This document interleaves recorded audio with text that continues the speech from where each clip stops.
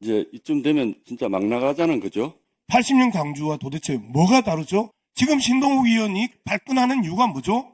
본인 스스로 생각하기에는 그렇죠. 사실관계가 아니니까 발끈하는 거죠. 어디서 못된 그런 이야기를 갖다가 여기서 함부로 펼칩니까? 네, 오늘 문화체육관광위원회 전체 회의가 왜 열렸냐? 윤석열의 반헌법적이고 불법적인 개헌으로 인한 문화체육 관광업계 피해, 그리고 문체부 혹시 내란 동조 실태가 있는가를 밝히기 위해서입니다. 이건 동의하실 거라고 보고요. 자, 그렇게 보자면 국민의힘 문체위 소속 의원들 중에서 정말 이 자리에 참석할 자격이 있는지 묻고 싶은 분이 있습니다. 양심의 십자가란 말을 마침 해주셨네요. 신동우 의원 얘기인데요. 한 보도에 따르면 12월 4일 0시 45분경 계엄 해제 표결을 앞둔 본회의장에 있었음이 사진으로 증명됐습니다. 하지만 투표에 참여하지 않았습니다. 그리고 후속 보도에 따르자면 본회의장에서 누군가 통화를 나눴다는 점도 있습니다. 추정되는 시간은 곽종근 전 특정사령관이 국방위원회에서 4일 0시 30분에서 40분 사이 의결 종족수가 안 채워졌다고 의원들을 끄집어내라 라는 윤석열의 지시가 있었다고 증언한 시각과 비슷합니다.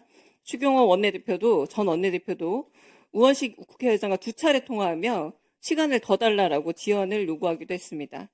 자, 이 부분에 있어서 언론이 인터뷰를 요청한 걸로 알고 있습니다만 신동우 의원은 헌정을 위협하는 행위를 했음에도 불구하고 당시 행적에 대해 사실 확인도 없고 입장을 요구하는 언론사 취재에도 불응하고 있는 것으로 알고 있습니다.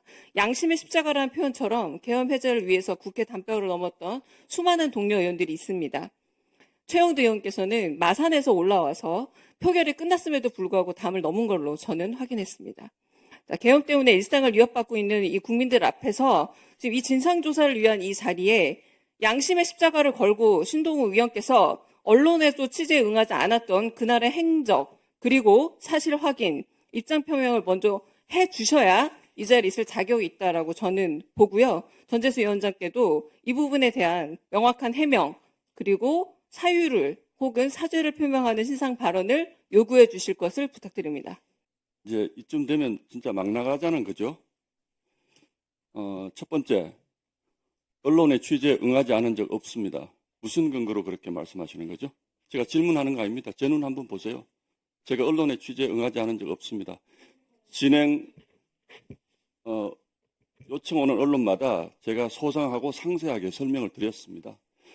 그리고 무슨 얘기인지를 잘 모르겠는데 무슨 특정 사령관이 어쩌고 저쩌고 하는 그 얘기가 왜 이 상황에서 나오는지 잘 모르겠습니다. 일단 사실관계부터 제가 먼저 말씀을 드리겠습니다. 당일 밤에 저도 국회 본회의장으로 들어갔습니다. 이 계엄은 막아야 하는 계엄이라고 생각을 했습니다.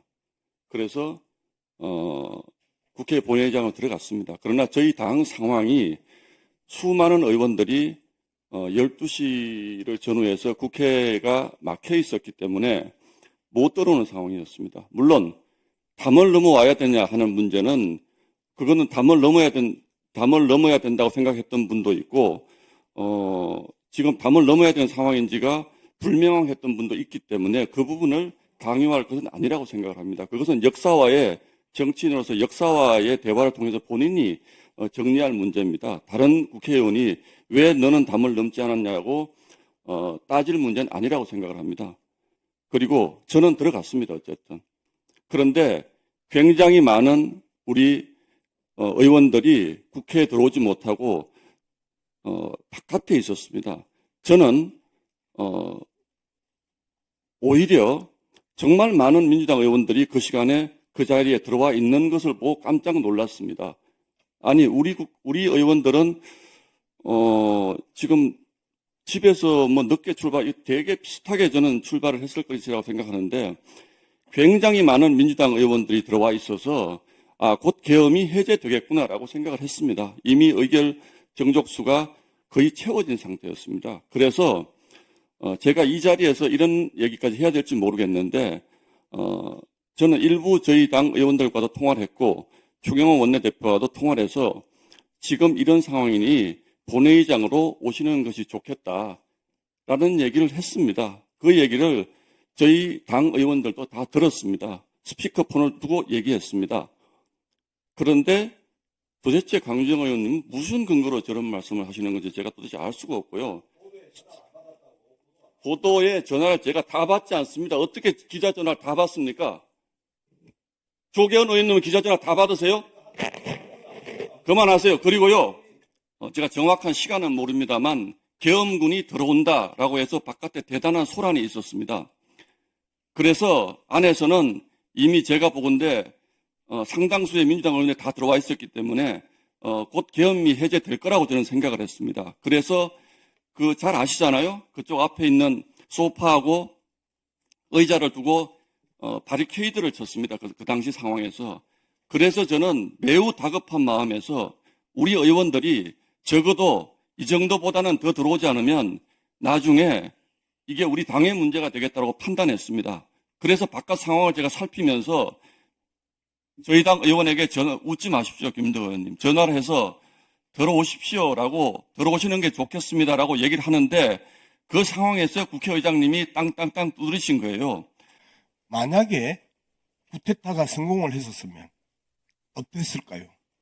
그들은 국회의원들을 어디에 감금할 것인지 계획까지 다 잡아놨습니다.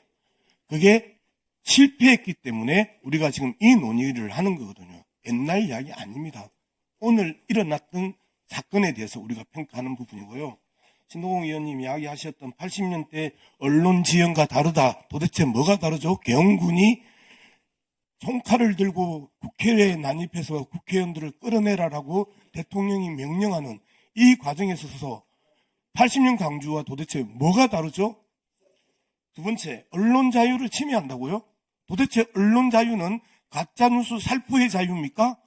지금 저희들이 문제 제기하는 건 가짜뉴스 살포한 연합뉴스의 보도를 따졌던 것이고, 그리고 곳곳에서 발생했던 거짓 보도를 따졌던 것입니다.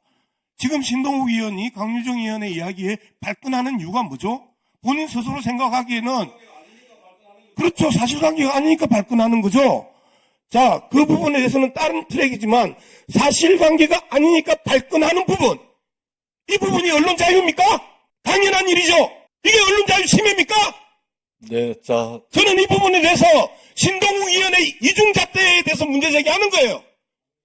잠깐 있어보세요. 언론 자유를 이야기하면서 잘못된 보도에 대해서 문제 제기를 하고 있는데 그 부분에 대해서 언론 자유를 침해한다고요? 보세요. 자신의 문제에 대해서는 발끝! 자, 그 내용을 강유정 의원한테 따질 일입니까? 그 기사를 쓴 기자 회사에다가 따져야지. 제발요. 이중잣대로 세상 거꾸로 뒤집지 말고 거짓말하지 말고 어디서 못된 그런 이야기를 갖다가 여기서 함부로 펼칩니까? 본인 문제는 언론 자유가 아니고 남의 문제는 언론 자유 문제입니까?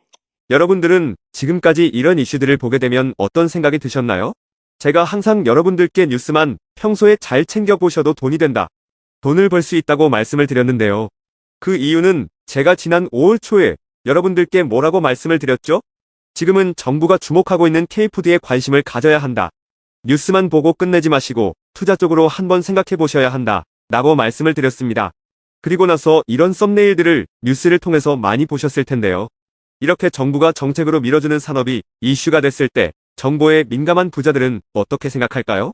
K푸드 관련주는 뭐가 있는지, 어떤 종목이 나에게 돈을 벌어다 줄 수 있는지를 생각한다고 말씀을 드렸죠? 그 이유가 뭐냐 하면 부자들이 봤을 때는 이슈가 곧 돈으로 이어지고 이런 이슈들이 돈을 벌어준다는 경험적 확신이 있기 때문에 부자들은 항상 이런 사회적 이슈들을 관심 있게 챙겨본다고 말씀을 드렸습니다. 실제로 제가 지난번에 시청자분들과 함께하는 주식으로 수익 내기 이벤트를 진행했었는데요. 당연히 100% 무료로 진행했고 여기 보시면 저한테 구독이라고 문자 남겨주신 모든 시청자분들께 이렇게 K푸드 관련주 중에 가장 급등할 확률이 높은 한성기업 딱 한 종목을 여러분들에게 추천을 드렸어요. 그러면서 여기 나와 있는 대로 정확하게 얼마에 사야 하는지, 그리고 어느 정도 올랐을 때 팔아야 하는지 이런 부분들까지 자세하게 알려드렸었는데 결과가 어떻게 되었죠? 오른쪽을 보시면 아시겠지만 제가 5월 2일에 문자로 이 한성기업을 소개해드리고 나서 주가가 이렇게 2배 넘게 급등이 나왔다. 그래서 당시에도 굉장히 많은 분들이 제가 드린 한성기업으로 수익을 내셨을 텐데요.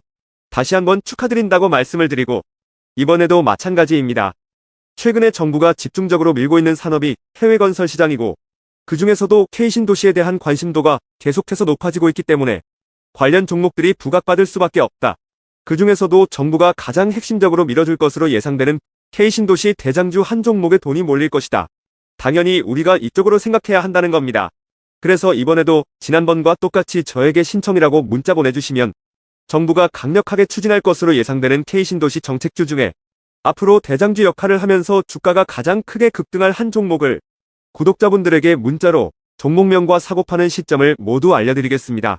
그래서 여러분들이 주식으로 돈 버는 연습을 한번 해보시라 이렇게 말씀을 드리고 지금 이 영상을 보시는 시청자분들 중에 나도 이번 종목이 궁금하다 하시는 분들은 누구나 상관없이 그리고 어느 시간대나 상관없이 부담 없이 이렇게 상단에 제 번호를 항상 남겨놓고 있습니다. 제 번호 010-4406-8870번으로 저에게 지난번처럼 신청이라고 문자 보내주시면 제가 이번에도 똑같이 무료 추천 급등주 문자를 보내드리겠습니다. 이해되시죠? 그래서 제 번호 010-4406-8870번으로 신청이라고 문자 보내주시면 여러분들이 직접 이슈를 통해서 돈 버는 연습을 해보실 수가 있는 거고 제가 돈을 받는 것도 아니고 투자를 대신해드리는 것도 아니기 때문에 부담 없이 신청해주시면 되는 겁니다. 그리고 수익이 나면 저는 다른 것은 바라지 않습니다. 제 채널에 구독, 좋아요 한 번씩만 눌러주시면 감사하겠습니다.